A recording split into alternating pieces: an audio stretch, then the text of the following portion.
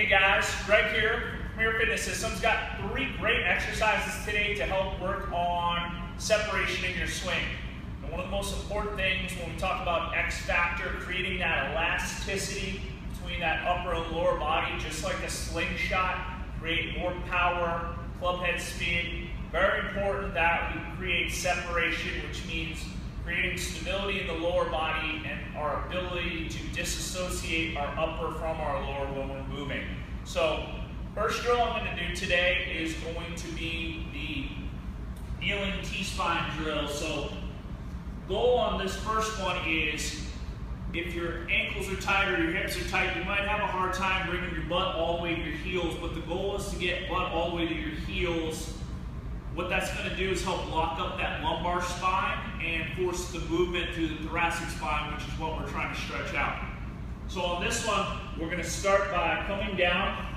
I want my arm about maybe 4 or 5 inches away from my knees, sitting back through my heels. I want to create some tension by driving my elbow into the floor. I'm going to reach through and I want to open up. So a few things I'm doing here. I'm driving elbow on the floor, butt to heels. I'm looking across the room and I'm trying to get my arm all the way up to the ceiling and then reaching back through again. So staying as tall as I can, driving the elbow, butt to the heels, getting a good stretch on it. All right, so second exercise we're going to do is the Tspine Clam on here. So there's a number of different ways you can do this. One of my favorites is starting leg straight. I'm going to bring my other knee over the top. I want to make sure I keep my toes flexed, creating as much tension as possible. I want to use this arm to hold my knee down, and I'm going to start with my arm coming across my body. What I want to do is ensure that this knee isn't picking up as I move across the body. If you need to, you can put a block, you can put a foam roller underneath your knee to help create tension as you open up. So we're going to start just like a bow and arrow. So I want to imagine I'm pulling that bow back, and then I want to bend my elbow, and I'm trying to come all the way across. My goal on here is to get my ear, my elbow, and my wrist behind me touching the floor. So I'm going to reach, draw that bow back, get that stretch. So you can see from the side on here.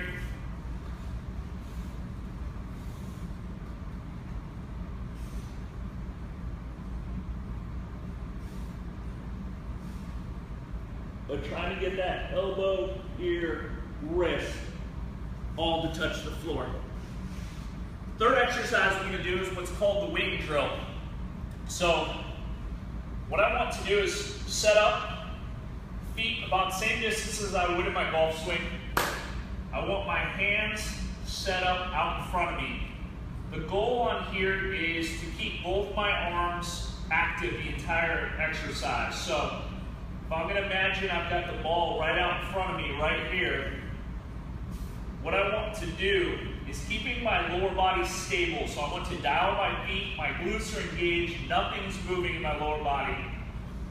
I'm going to reach towards the ball as my other arm comes up on here. So my head looks down my arm, my lower body stays stable, and I'm trying to separate. One of the things you'll find, because the shoulder's tight, is that my arm drops down a little bit. So I want to pick it up about 2-3 inches as I move back. So rather than here, I want up a little bit. So this arm is driving forward as this arm drives back to create that stretch across that body to get more separation. So first drill, down on the knees.